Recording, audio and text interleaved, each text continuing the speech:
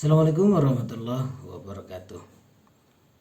Bertemu kembali di channel Desa Rang Selatan, tempat berbagi informasi dan tutorial tentang sistem informasi desa.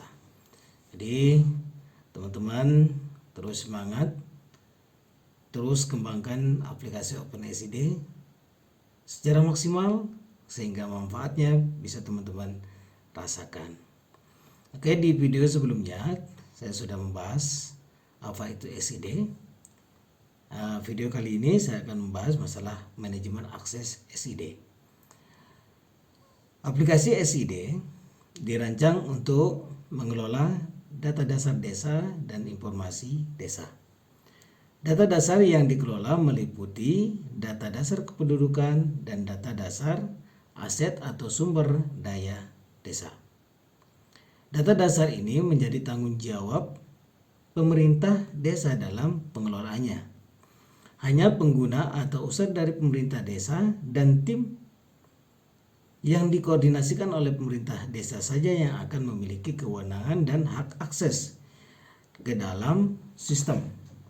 Sementara user di luar pemerintah desa hanya akan memiliki akses terbatas pada fungsi olah informasi untuk website desa ya. Jadi teman-teman, di dalam aplikasi OpenSID ini untuk menu yang ada di dalamnya itu banyak sekali ya. Jadi kita harus tentukan untuk pemerintah desa ya, untuk hak aksesnya itu bisa kita tentukan berdasarkan tugas dan fungsi masing-masing kadus, kader posyandu itu bisa kita buatkan username ya. Kita bisa buatkan username dan password untuk masuk ke dalam aplikasi. Namun hak aksesnya itu saja yang akan kita batasi sesuai dengan tugas dan fungsi ya, tugas dan fungsinya. Karena awal-awalnya di dalam aplikasi OpenSID untuk tingkatan pengguna user yang ada itu hanya ada 4 teman-teman. Ada 4. Ini bawaan dulu dari CRI ya. Pengembangan dari CRI. Yang 4 itu yang pertama ada namanya administrator. Administrator ini adalah orang atau tim yang bertanggung jawab penuh atas olah data dan informasi dalam SID dan website desa. Orang atau tim ini ditunjuk oleh pemerintah desa, disahkan dalam surat keputusan kepala desa ya. Jadi diberikan SK ya, SK oleh pemerintah desa, dalam hal ini Bapak Kepala Desa ya. Yang dimana di sana untuk administrator ini perannya itu adalah yang pertama peran olah data dari entry data, edit data, dan juga menghapus data. Ini administrator.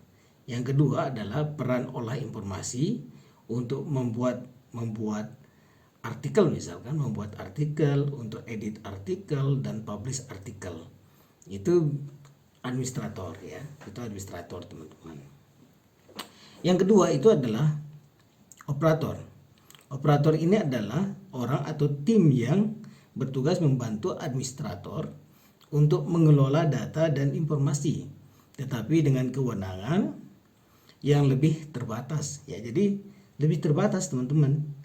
Hak aksesnya itu terbatas. Yang pertama untuk yang operator ini adalah peran olah data. Dia bisa ngentry dan bisa ngedit data. Untuk menghapus tidak bisa. Itu untuk operator. Yang kedua peran olah informasi. Peran olah informasi, operator ini bisa menulis berita, bisa juga mengedit berita, tetapi tidak bisa menghapus berita. Itu yang operator.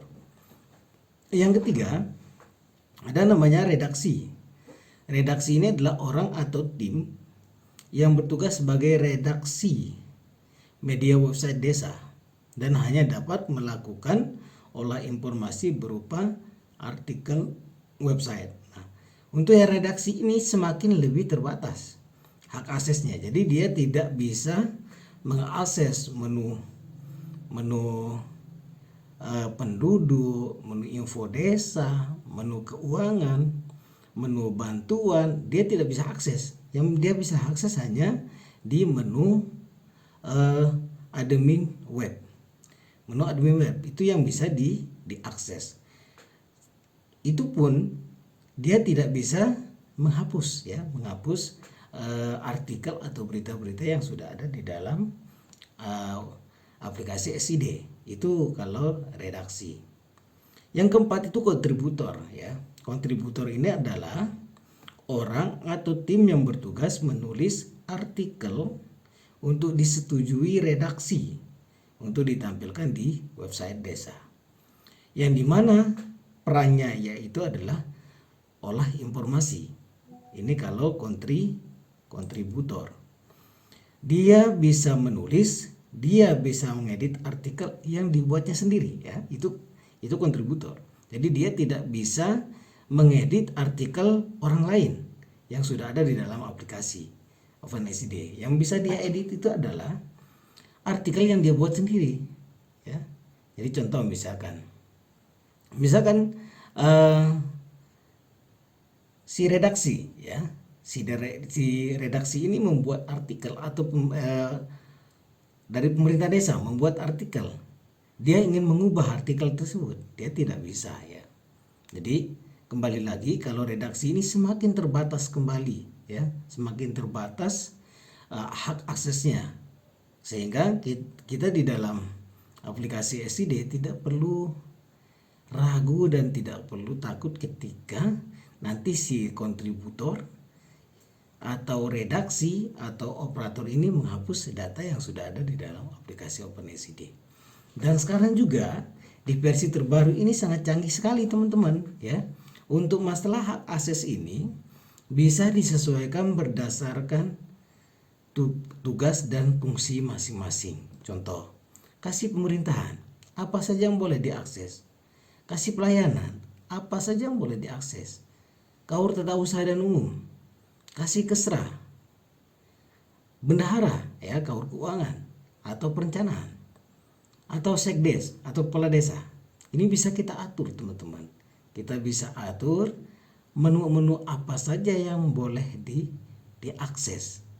Dan harapan di dalam aplikasi kita jangan sampai ya banyak menjadi administrator ya. Karena jangan sampai kita tidak tahu nanti ada hal-hal yang di luar dugaan kita, ternyata data yang ada di dalam aplikasi kita itu semuanya terhapus ya. Sehingga harapan saya untuk menjadi administrator ini jangan banyak menjadi administrator. Oke, mungkin itu saja teman-teman yang ingin saya sampaikan pada video kali ini. Intinya adalah aplikasi OpenSCD ini bisa kita atur hak aksesnya sesuai dengan apa yang kita inginkan. Semoga video ini bisa membantu teman-teman